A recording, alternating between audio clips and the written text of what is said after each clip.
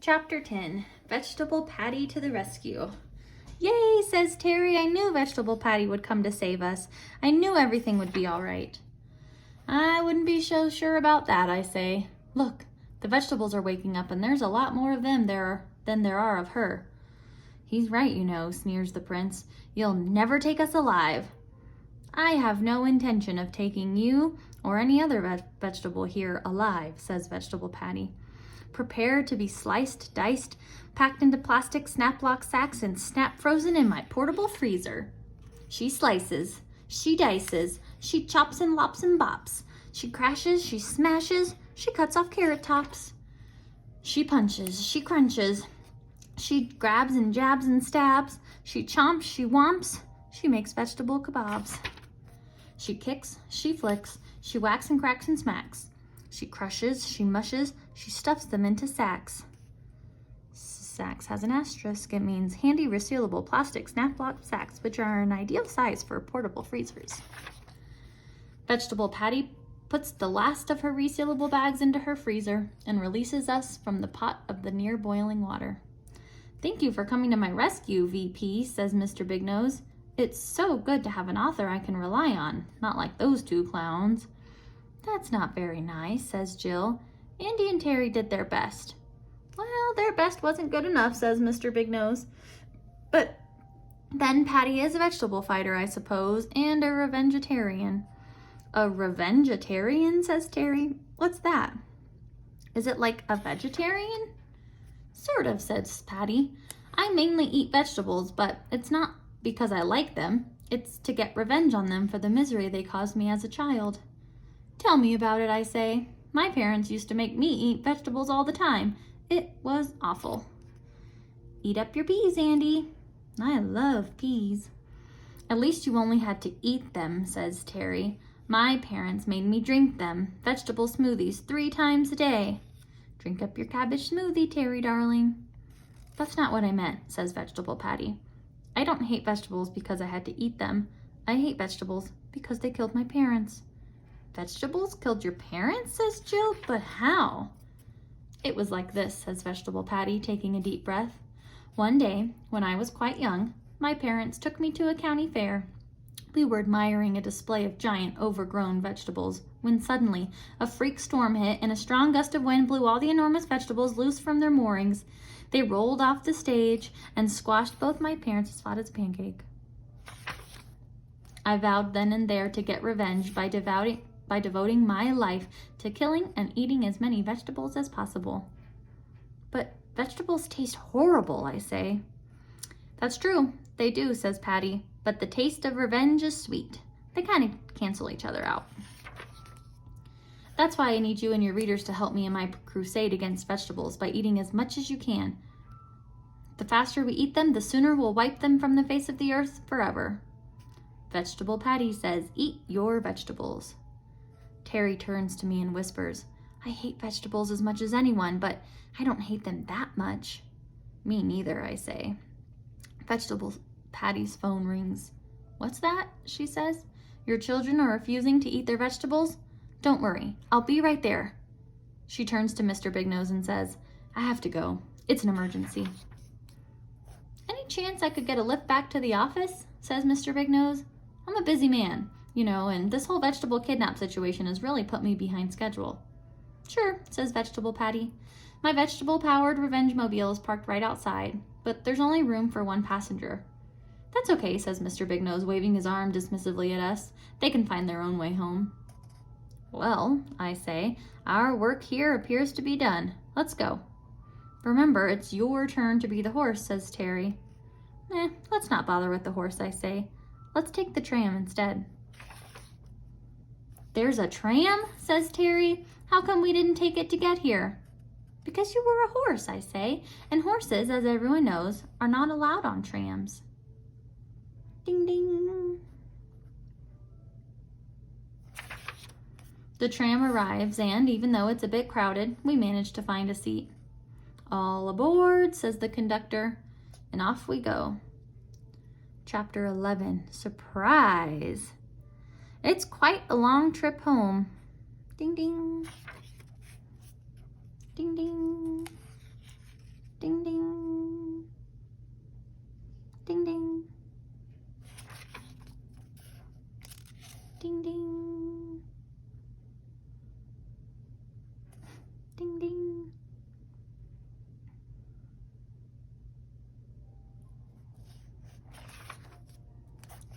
Ding, ding, ding, ding. Ding, ding, ding, ding. Finally, we arrive at Jill's stop. She gets off and we wave goodbye. The next stop is ours. We get off the tram and climb up to our treehouse.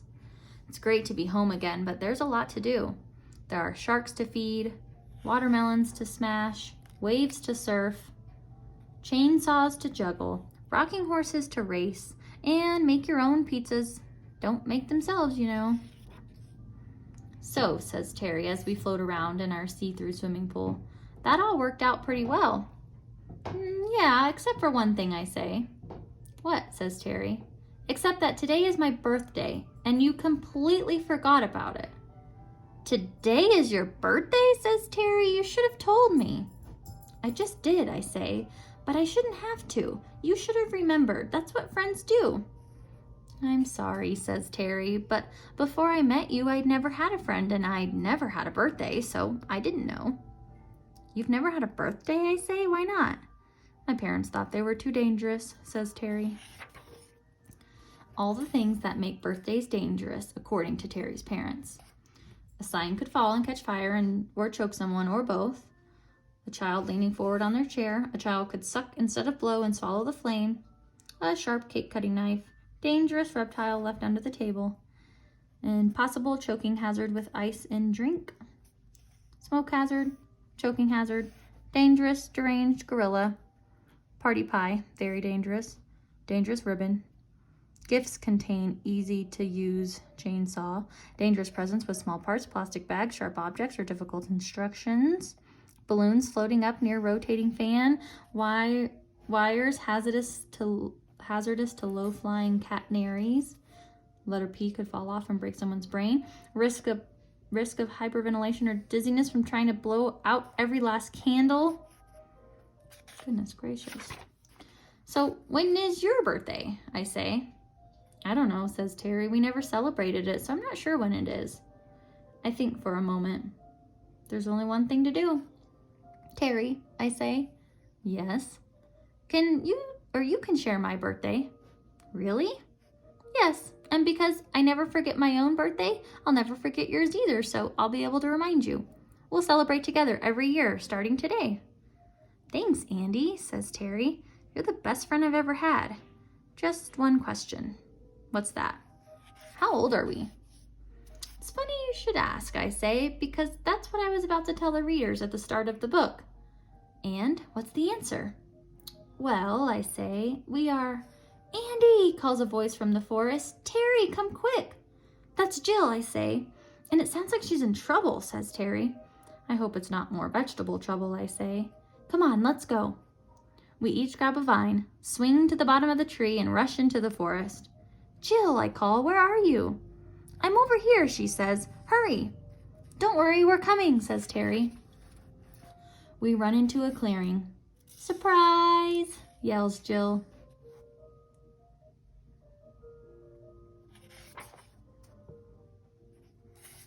Happy birthday, Andy. Chapter 12, A Crazy Plan. Happy birthday, Andy, says Jill. Thanks, Jill, I say. But can this be Terry's party too? Because today's his birthday as well. I didn't know it was your birthday, Terry, says Jill. Andy's been dropping hints for months, but you never said a word. That's because my parents never told me when my birthday was, says Terry, so I didn't know.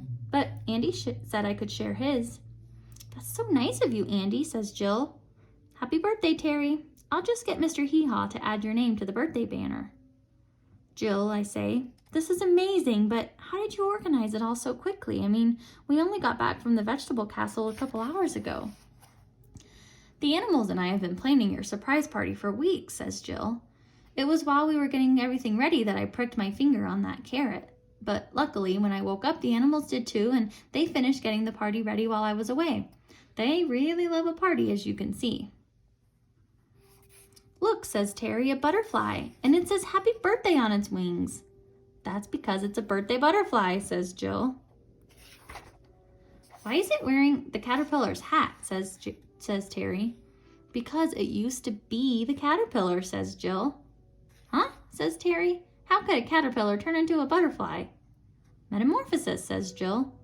What's that, says Terry. Oh, I'll explain later, I say. Birthdays are really fun, says Terry, his face covered in Edward Scooperhand's birthday cake flavored ice cream cake. I think we should have one every day. But that's not how birthdays work, I say. You only get one per year, because otherwise you would get old too fast.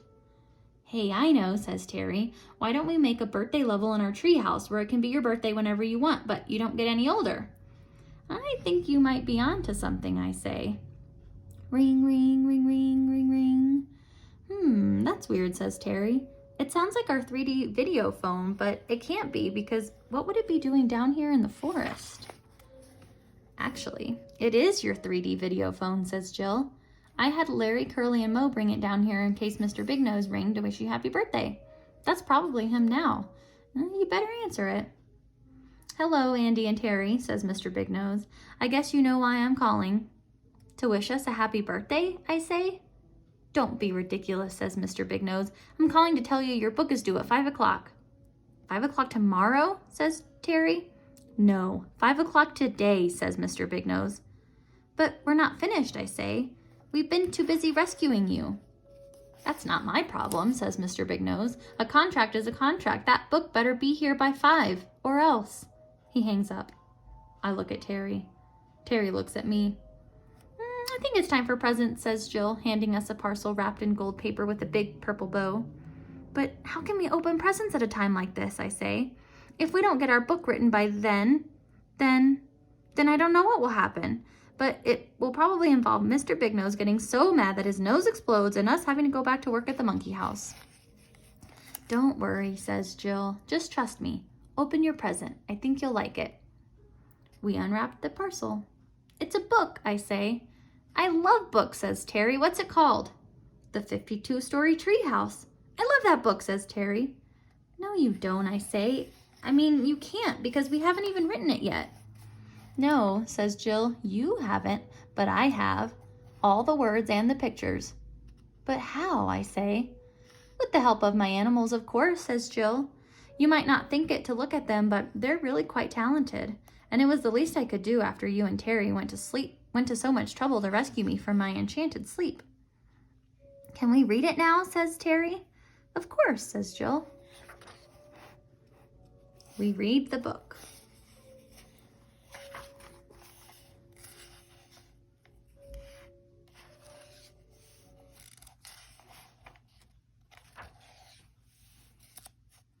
Well, says Jill, what do you think?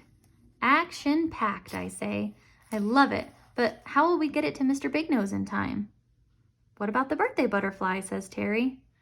No, says Jill, the book would be too heavy for it to carry. Butterflies are beautiful, but they're not very strong.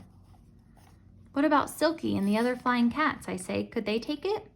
I'm afraid not, says Jill. They're on holiday in the Catenary Islands. I got this postcard from them yesterday. Dear Jill, having a nice time. So far, we've been fishing, bird watching, bird catching, bird eating, and parasailing. Lots of love. Silky and the gang. I know, says Terry. We can use the cannon. No, you can't, says Jill. A robin built her nest in it, and the baby birds have just hatched. They must not be disturbed. Ugh, then I guess we're doomed, says Terry. Unless... Jill and I lean forward. Unless what, I say. Unless we get my ninja snails to deliver it. But that will take forever, I say.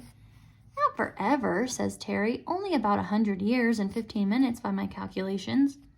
Great, I say, except that it will be 100 years too late for Mr. Big Nose. No, it won't, says Terry. Not if we stop time. Well, duh, I say, as if we could do that. I think we could, says Terry. I've still got the carrot that Jill pricked her finger on. I collected it as evidence when we were trying to solve the mystery of why Jill has a curse on her. But how is a cursed carrot going to help us stop time, I say. Like this, says Terry. We use the rocket-powered carrot launcher to fire the carrot into the heart of the Greenwich Observatory, which is where all the time in the world comes from. If you stop time there, you stop time everywhere, which will give the ninja snails all the time they need. Terry's crazy plan to put time in the whole world to sleep for 100 years so the ninja snails can deliver the book to Mr. Big Nose by 5 o'clock.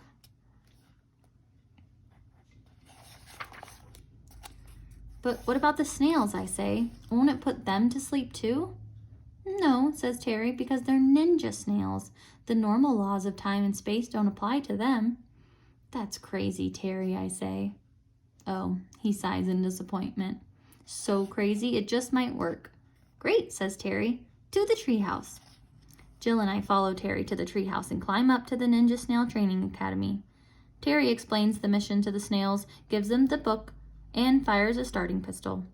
He waves goodbye to the snails. Good luck, he says. Don't forget to send me a telegram when you arrive. He turns to us. Now, let's go launch that carrot. Terry loads the carrot into the carrot launcher and points it in the direction of Greenwich Observatory. Here goes, he says, pushing the launch button. The carrot shoots into the sky and disappears into the clouds. Well, says Terry, the carrot's on its way. We'd better go to the room full of pillows and get comfortable. We've got a long sleep ahead of us. Do you really think Terry's plan will work, says Jill, as she snuggles into a pile of pillows. I hope so, I say. Are you feeling tired yet? Jill yawns. Maybe a little bit, she says. Yeah, I say, yawning. Me too. What about you, Terry? He doesn't answer. Terry, I say. I look over. Terry is snoring. He's asleep, I say to Jill, but Jill doesn't hear me. She's asleep too, which just leaves me. I'm the only one who's not asleep.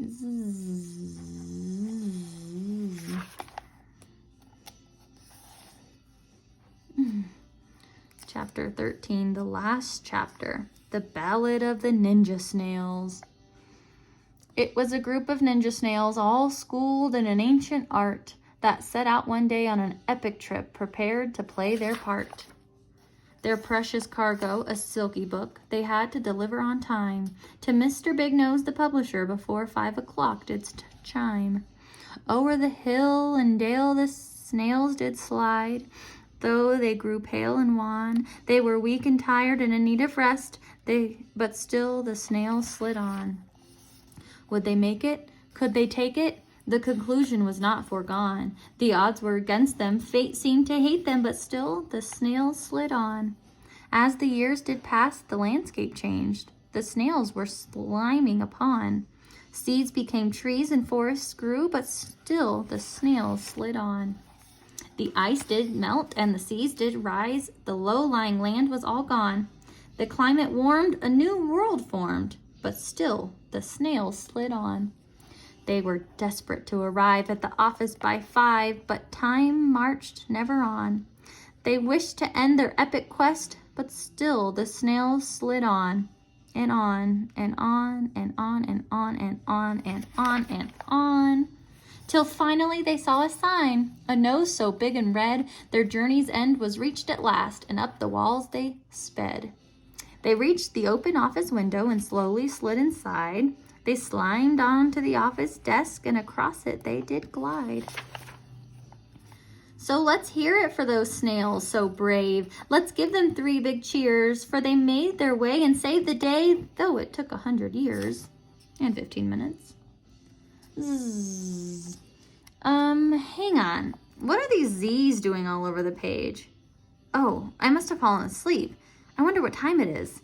I look at the clock. Hang on, that can't be right. It's fast. 100 years and 15 minutes fast. Ah, now I remember. The carrot, the ninja snails, the book, Terry's crazy plan. Terry, I say, Jill, wake up. Terry sits up and rubs his eyes. Jill yawns and stretches. I feel like I've been asleep for 100 years and 15 minutes, she says. That's because you have, I say. We all have. I wonder if the snails made it, says Terry. At that moment, the doorbell rings. We go down and open the door. It's Bill the postman. Gee, you guys have really let this place go, says Bill. I had to clear a path to get in here. I'm a postman, not a gardener, you know. Sorry, Bill, I say. We slept in. For 100 years and 15 minutes, says Terry. Oh, you boys needed an alarm clock, says Bill, chuckling. I hate alarms, says Terry. They scare me. How do you feel about telegrams, says Bill. I love them, says Terry. Well, that's great, says Bill, because I've got one for you right here. Yay, says Terry, taking the telegram from Bill. It's from the snails. What does it say, says Jill. They made it. Telegram. Receiver, Terry. Sender, Ninja Snails. Greetings, Master Terry. Book delivered. On our way back. See you in 100 years and 15 minutes. Love from the Ninja Snails. That's wonderful news, says Jill. Yeah, says Terry. I knew they could do it. Me too, I say. I'm gonna miss those little guys. Not for long, says Terry. They're on their way home. Always glad to be the bearer of good news, says Bill, but I'd better be on my way. He rides his scooter back down the path he's cleared to our front door and disappears into the overgrown forest. I had the most amazing dream while we were asleep, says Terry. I dreamed we added another 13 stories to our treehouse, including one where it's always your birthday. Me too, I say. I had the exact same dream. So did I, says Jill, and one of the news stories was a pet grooming salon and I was in charge. It's kind of weird that we all had the same dream, says Terry. Do you think it means something? Definitely, I say. It means we should add another 13 stories to the treehouse, and we should get started right away. Don't forget the pet grooming salon, says Jill. Or the birthday room, says Terry.